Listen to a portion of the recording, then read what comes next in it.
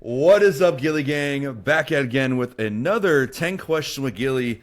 A very important one here as our guest today, a former D2 junior college baseball player from Harper College, a guy who rewrote the record books at Payson Seymour High School, breaking the school hit record, leaving his mark for good. He's not just a player, he's a voice in sport too. Host of Talking Ball at 88, a show pulling in thousands of viewers who tune in for real baseball talk, real insight, and real love for the game. He competed with the Quincy Doggy Paddlers, now suiting up at Culver Stockton College, continuing the grind at the next level. He's not done yet. He's heading to collegiate baseball in Puerto Rico, taking his game international. Ball player, leader, student of the game, voice of the culture. Let's get into it. Welcome, Ashton Ertz. Thank you, Gilly. How are we, baby? How are we? We're doing good, and I'm glad to have you on. I'm so excited. This is a long time coming. Yes. It's like a month and a half we've waited off. So It has been, but we've been busy with baseball. It's now over now, but now it's time to put that on the grindstone, and let's get into the questions, shall we? So, question number one: we all know there's a special place that you've been in your life, right? Where have you gone, and what made it so special for you? I think Fenway Park, man. Going back on it, always watching the Red Sox play at Fenway. The Red October, man. You can't beat that. Watching my idol David Ortiz ball out at Fenway. And then finally getting the opportunity my senior year, 2024, going there and watching now a San Francisco Giant Rafael Devers hitting a walk-off home run at dead center. That was just, it was insane to watch. I was with my whole family, so I think that was I think that was the best place I've ever gone in my life. I definitely want to go to Fenway. If I'm not mistaken, it's one of the oldest ballparks in baseball. Wrigley, yeah. So I knew those two were up there, but yeah, definitely want to go there at some point. Beautiful. I want to go to Boston because why not? I mean, Yeah. I've been to the Northeast, but not that far yet. Drunk on some Samuel Adams too while you're at it. Man knows stuff. Yeah. So question number two, you're going to play baseball in Puerto Rico this summer. Can you kind of give the people a story and what were your initial thoughts? So still to this day, I'm a month out from leaving. It's kind of crazy to think, growing up in a town that has 550 people, you don't really think, man, I'm gonna go play Puerto Rico baseball one day. No, it's a little scary. This is my first time ever leaving the U.S. It's gonna be a pretty cool experience. Michael Alvarez was the assistant coach here at Culver Stockton. He gave me the opportunity. He reached out during winter break and said, hey, do you want to come over and play? He said, you're the one I'm asking because I know you don't have a summer team yet. So I said, for sure, let's get after it. And now I'm a month out, and I'm excited to go over there and ball out, hopefully. Yeah, and I'm excited to see what comes from that. We'll keep in touch. I'll probably reach out to you whenever you get over there. 100%. And so with question number three, we all have those certain people in our life that we look up to, right? And such as role models. And who are those people that make you look up to them, and for what reasons? So I really have three in my life. I have my dad, I have my grandpa, and there's one dude. I'm not just saying this because he's sitting in the room. I would say this even if I was just out of here. It'd be Carter Jones. My dad growing up has always been there for baseball. He was my coach growing up and doing all this other stuff. My grandpa was always there, just to pick me up when I needed to pick up. He always was there to, if I needed somewhere to go stay, he was always there going fishing. And Carter Jones, man, Jesus, Carter Jones. We played on a travel baseball team when we were 11 years old. I was debatably the worst baseball player you've ever seen in your life at that time. I was 5 foot, probably 175 pounds as an 11-year-old kid. You would think at that age you would be hitting bombs. No, I was hitting sack singles and striking out most of the time. So, Carter's been a role model to me, in the weight room, getting me in there, getting me better, pushes me every single day. We're doing 2-a-days right now. It's our first week, and you can ask everybody that it's brutal. You can watch me walking around campus, and it looks like I broke everything in my legs. So, Carter Jones doing that for me, taking his time out of getting himself better and making his other teammates better, that really makes me look up to him. Yeah, no, and I think Carter's done a really good job of that. I mean, I would definitely say I've learned a thing or two from him. Him and I have worked out with each other. We bounced ideas off each other. Yeah, he's a great guy to ask. A great knowledge in the game of baseball. Oh yes, great knowledge in the game of baseball, and obviously what he's doing with you right now is awesome, and it's going to help you for next season, and obviously help him too, because it's going to push him as well a little bit to push you. So it's great to have those role models, especially your dad and your grandpa. Because everyone's hopefully everyone's role model usually is like some type of parent figure, you Oh, know. right, yeah. And it's really cool. It's really cool. And with question number 4 here, so we're now it's May 1st, so 5 months into 2026. What are 4 things or ways that that look better for yourself in 2026? My body, 100%. My body. I was fat coming into Culver Stock, and I was huge. Last year didn't play baseball much. I was gigantic. So my body, hopefully baseball. Baseball has definitely gotten better in 2026. My family life, I've taken time out of my day to talk to my family like I haven't in past years. Taking my time, eating dinner with them. Definitely my faith, going to church every Sunday. I haven't missed a thing of church since July, since the doggy paddlers. So I've really stuck with church, and I'm hopefully going to continue that going into 2027. And then my final thing would probably just be, work ethic. My work ethic wasn't the greatest, but going into the New Year's, I told myself I need to get my work ethic better. Grinding every single day. As a baseball player, the mental side of baseball is true. So it's definitely the mental side of the things. It's definitely work ethic because you get tired really easily in baseball. Yes. So it's just keep pushing every single day, and hopefully, it'll get better by time.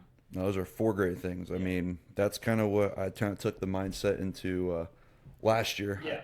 Fortunately, I didn't get to as church as much as I wanted to, but I definitely got with my knee and whatnot, trying to get healthy. Work ethic for sure. I mean, now looking back at it now, baseball's over. This is the first time I've had a break in 8 months. 8 months, yeah. Because Nuts. basically, since we left school here last spring, I've been pretty much just grinding, just get my knee healthy, baseball wise, and everything. Yeah, working out. But I can see it. yeah, and so it's kind of it's a little weird, but it's cool. Right. But I'll be looking at you guys for sure and making sure you guys are keeping on it. Question number 5: you look back at your younger self when you got to high school. Did you see yourself where you are today? Absolutely not. Like, nowhere near where I thought I was going to be. Honestly, going into my freshman year of high school, I wanted to be a lineman. Like, that was where my mind was set. I wanted to be a lineman. I wanted nothing to do with sports outside of high school. But there was always this thought in my mind, what if I could be a sports broadcaster? And, my senior year came around, and they started doing a sports broadcasting program at Payson. You can take through WGM, go job shadow there. I met Brendan Reedy through there. He just left WGM not even 3 weeks ago now. So shout out to him. So I did not see myself getting to where I am now.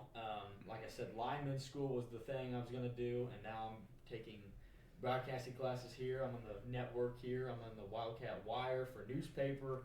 So all sports, hopefully through my entire life, I hope that's all I do is sports. And also, you're sitting here in this great podcast room that we just got this year, Yes. and you've had your own success here in this podcast room too. So, Yes. yeah, I mean, I couldn't tell you. I mean, I'd be the same answer. Yeah, I couldn't tell you. Yeah. I wanted to be an electrical engineer. Kid you not. Yeah, Like, I think that's everyone's thing. It's just they wanted this to go like be a blue collar worker, nothing to do with sports, and then you get at your senior year, you're like, man, I yeah, it was like my junior senior year. Yeah. Yeah, I wanted to do broadcasting. Yeah, So 100%. now number 6. So you look at your current self. Pretty successful podcast, early stages, and starting something pretty special, I'd say. What was your inspiration for the podcast, and what visions do you have for the show? So the podcast really came to the points of everyone in my high school graduating class used to tell me all the time I have a great voice for sports, and I always used to shoot little cringy YouTube videos, and I would talk about the Red Sox, or I would absolutely annihilate the St. Louis Cardinals because I can't stand the St. Louis Cardinals. So I would just trash on them like crazy. And then people were like, man, maybe you should bring that into a podcast. So I started one up last year at Harper Community College, and I'm like, yeah, that wasn't it. And then I got here on my visit, and I think the people that were working in here, the teacher that runs in here for Innovation Alley was like, you should start up your podcast when I'm here. So right when I got here, me and Remington Yates got together. He's my producer. We sat down. We shot a little introduction video, to see if everything works, and it went great. I mean, it popped off. I got, I think, 1,100 views in a week on an introduction video. So I'm like, that's fantastic. Let's just keep going. So me and Remy reached out to every quote unquote hometown celebrity person I knew, got him in here, and just kept shooting day after day, week after week, and more views rolled in, more sponsorships rolled in. So hopefully, we've been playing baseball, so I've been cutting off on the podcast because it's kind of hard to get in here. It's so hard. Yeah. I mean, I was rolling with videos like for 3 weeks, I think it was. I was rolling videos out, yeah, and just so tough at baseball. So hopefully, at the end of this, I'll be doing videos over in Puerto Rico with those guys. I'm bringing my mics over. We're gonna do videos in my dorm and stuff, talking. Hopefully, there's a West Virginia kid on our team, so I'm gonna ask him about D1 sports and stuff, how much different it is. That'd be good. And then I'm gonna be asking guys that live in Puerto Rico and don't play college baseball outside of Puerto Rico. I'm gonna ask how baseball is different over there, and then hopefully it just keeps going up and up and up from there. And that'd be my dream. Yeah, you know me, I'm always going to be around, and still have to get on your podcast at some point. Which we'll figure out something in the fall. We'll figure out something in the fall for sure, because I should be around here. But that's cool though. I'm excited to see where your show goes. It got a lot of interest early, which is good, because that's how you want to develop a viewership, and and it spreads for sure. So question number 7. This is the classic one for not just baseball guys, but I would say athletes in general. You're going to a gas station. You got to pick a snack and a drink. Oh my goodness. What are you getting and why? I have literally waited for someone to ask me this question on a podcast for so long. So, honest to God, before this week, cutting everything out. This was last week actually going on a Monday. I'm getting a Mountain Dew. And that's the drink. Mountain Dew's one. Got to get the Mountain Dew. And then I will grab a grape crayon Ghost. Grabbing one of those. Then I'm going to grab the Skittles gummies. Okay. Skittles gummies.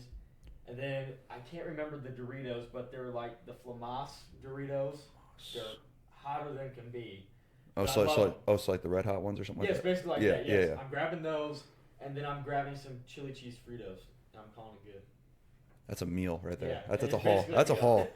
See, I respect the Mountain Dew. Is it just regular Mountain Dew or regular Mountain Dew? Regular Mountain Dew. Yeah. Okay. And obviously the Crayon Ghost there. I don't think I've had that one. It's fantastic. It's probably the best one they have. The only thing I've probably not had from your thing is probably the Ghost and the Skittles gummies. Skittles gummies are so good. I've heard they're good. They're good. So I haven't had candy like that in forever. So I don't eat candy really, but those are the things I'd eat the entire bag in one sitting. Yeah, I didn't think I picked up a bag of candy until this baseball season, just because we were on the road and whatnot. And that's the only reason why I picked up candy. So next question here. Great answers. I love that one. You kind of already talked about this in a previous question. So you're a broadcaster here in college.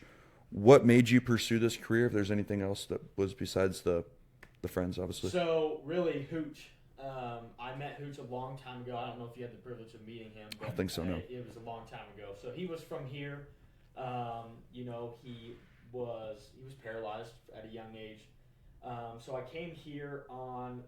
My dad is best friends with the old Culver Stockton golf coach, Tim Schrag. And Tim was like, you need to come over here and meet Hooch.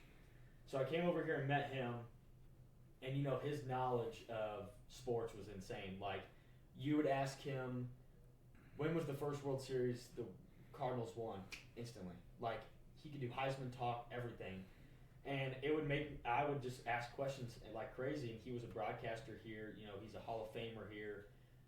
He's on our door walking in here. His microphone is on the Innovation Alley. That's the microphone he used for his little radio show. He was just such an inspiration to me, and not just to me, to a lot of people from around here. And after he graduated from Culver, he went on to do the ESPN 105 radio show in the mornings with WGM. Now Ryan Moon, a morning show, and he would go there and just talk sports nonstop for 4 hours every single day, Monday through Friday. And as a young kid going to school with my dad, he would be on the radio. I would make my dad listen. I'd listen to him going to school. When he passed away, it was kind of a reflection on me to say, I need to go do this. I need to live what he wanted me to do. And, growing up, watching him, like I said, doing his thing just really made me want to do what he was doing. And I'm glad I'm able to do it and fulfill what he was telling me to do. Mm-hmm.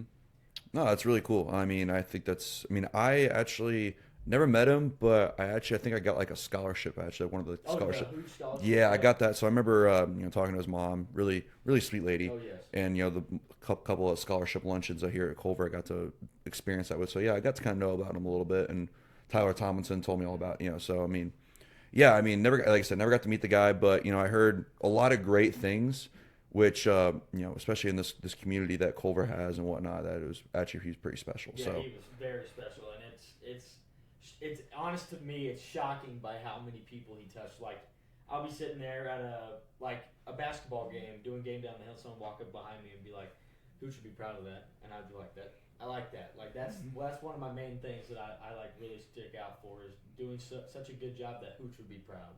So I'm glad that I'm able to do that here at Culver. So that's one of the main reasons I came here. I guarantee he's probably looking down at what we've done as a network, he's just and like- he's probably foaming at the mouth of Yes. how excited, and it's pretty cool. I mean, what we've done this year Oh, it's nuts. as a network, and the fact that unfortunately last time here, Oh, yeah. but I'm curious what you guys are going to be I'm curious what you guys are going to do next year, and what ideas you guys scrounge up, Hopefully and, more shows come out. Hopefully Yes. such a team down the hill. Hopefully Yeah. some other things coming out. or more pregame shows for every Oh, sport, and with that, 100%, we get yes. more and more members. So I'll be looking, Oh yeah. and I'll be probably a guest at some point, It'll or have a to couple be times. like for homecoming day or something. Yeah, we'll figure it out. We'll figure it out. I'll be back on. So with we all have hobbies or a secret talent that we don't like to share with people. What is one of those talents or hobbies or something that that makes it special for you, that separates you from others? So it's kind of weird. One of my good talents, I'm a really good swimmer. I'm a really good lap swimmer. Okay. For some odd reason. Like, I was a lifeguard at the Croc Center. I don't know if you know where the Croc Center is. Yeah, it's in Quincy. Yeah. So we would always time me and this one dude that did college swimming at Quincy University, and it was 20 laps down and back would count as one. I would always, for some odd reason, beat him in every 20 lap race for some odd reason. I did not know I was that good at swimming, and if I did, maybe baseball would have been out the window. I was gonna say probably But I'd always beat him in swimming, so I think one of my hidden talents is I'm a really good swimmer for some odd reason. Have no idea why, but I'm just a really good lap swimmer, I guess. That's something that I've never heard. I mean, that's something that someone that told me. That's interesting. I like that. It's interesting. So the final question we got for you today, Ashton. I mean, I appreciate you. The answers have been great. No matter how old we get and how much schooling there is, we're always learning new things all the time, right? What is a lesson that you've learned the hard way, and what did it teach you? Actually, it was a few weeks ago. Actually, not a few weeks ago. It was a couple days ago. We were doing a broadcast here at the Culver Stockton baseball game, and the hard moment was knowing if you are the play-by-play, even though you're on ad break and you think you're on mute, just stay quiet. You know what I mean? Just like, you got to be professional all the time. You got to know your setting. And then the consequences after the fact were 10 times worse than it's one of those things you live and learn. You know what I mean? Yeah. Like, you gotta figure yourself out. It's always like everyone was telling me, like yourself, it's always your first year when you're on like play-by-play. It's always your first year. You always mess up. And after that, you live and learn by it. You don't ever mess up again. And I think I needed that. We were so close to the end. I never had a mess up. And I think I just needed that mess up just to show me, like, that does happen. Like, people say it happens all the time. Like, people were saying, everyone messes up, and not pointing fingers. But I was like, I'm not going to mess up. No, I messed up, and I took the blame, and we live and learn by it. So that's one of the things that I lived and learned by. Yeah, I mean, everyone's gonna mess up in life. I mean, yeah. I had one of those too. It wasn't as bad. Like, it's bad, but it wasn't like severe as that Right. was. But like, I mean, everybody has those moments we slip up, and whatnot. And that's why, that's probably why I've been such a good teacher to the younger yes. generation and whatnot, just from that experience myself and taking those experiences into the classroom, making sure our new students know and whatnot. Always there for answer questions, which Oh, yeah. 100%. But we live and we learn. Next year's a brand new year. It's your second year, so you're gonna have a whole new level of confidence coming in yes. next year, and Yes. you're gonna be ready. You're gonna be ready, and it's gonna take off for you for sure. 100%. Ashton, I want to thank you, my man, really, for taking the time out of your day. We just got out of class, and shout out to our peanut gallery in the background there. They've been great, keeping us, trying not to ruin the podcast, but it's all right though. With that being said, that's gonna be the end of the video. yeah, appreciate you guys. You made it this far in the video. I mean, I know sometimes these things aren't the most entertaining, but we're gonna try to get these things out as many as possible. Try to drop them every Friday from here until I guess graduate college, but also probably gonna have to post in the summer. But Ashton, first of many podcasts here coming pretty soon, and I want to thank everyone for taking the time out of the day. As always, like, comment, subscribe, and we will see you guys in the next video. Ashton, any closing words before we head out? Four hooch, baby. Four hooch. Alrighty. And that's going to be the end of the video. Peace.